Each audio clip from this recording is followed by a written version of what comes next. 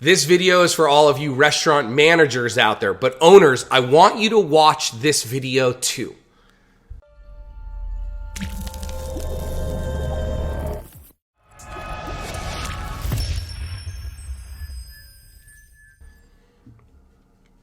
Hey everybody, Ryan Gromfin here, author, speaker, chef, restaurateur, and founder of therestaurantboss.com, as well as clickbacon.com and scalemyrestaurant.com. You might have heard that ding in the background. We're here in my kitchen, and that's my lunch that's almost ready. I had a crazy morning. I went live to 24 news channels across the country, back to back to back, sharing tips and strategies about reopening after COVID. So it's been kind of a crazy morning. I've got a little bit of a cold. We're in my kitchen rather than my office. But hey, restaurant managers, this one is for you. I got a comment a couple of weeks ago from a manager who said, what do I do when my owner doesn't support me, when my owner doesn't support the decisions I make?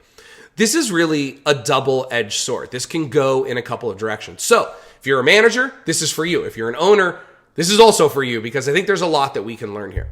First of all, one of the first things I want to say, and this might sound a little flippant, but I don't really care. It's the truth. And I'm just here to deliver proven factual strategies, not to make people feel good and fluffy.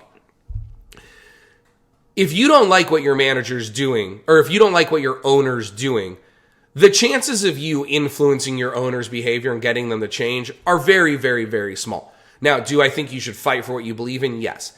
But I also want you to know that there are great restaurant owners out there. And if you're working for a not so great restaurant owner, go get a better job.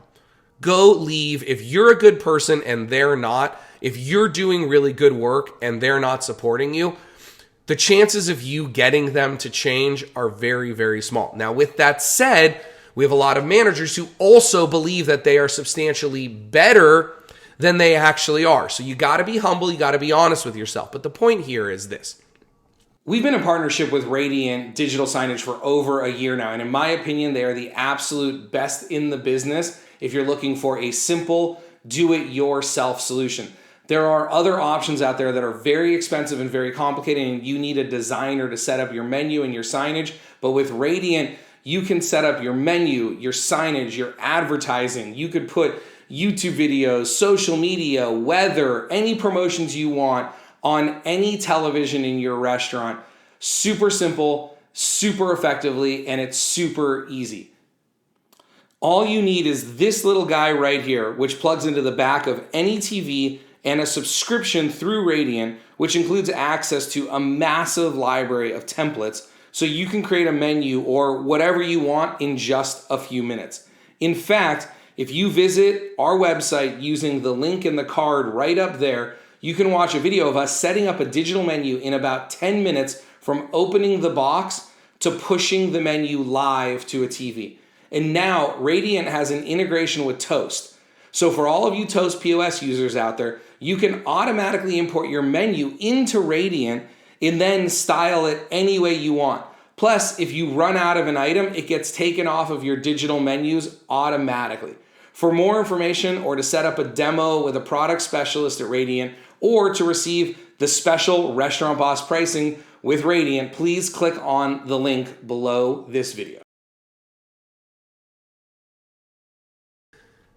We need to back each other up. Managers need to back up owners, and owners need to back up managers. When you're in an office together in private, you can argue, you can disagree, you can strategize, you can share ideas. But when you're in the public, when you're in front of your staff, when you're in front of your other employees, your managers, and your guests, you have to be a unit as one. Even if you don't necessarily agree, you have to act as one and then fix that later.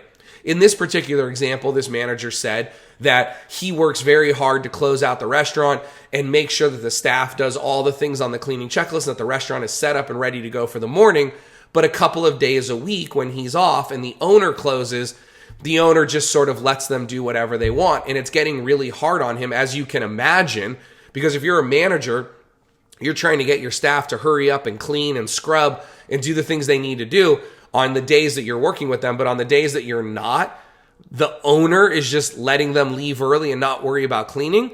Well, that's going to make it very, very hard for you to manage. So again, in this particular case, my suggestion as the manager is Go have a conversation with the owner.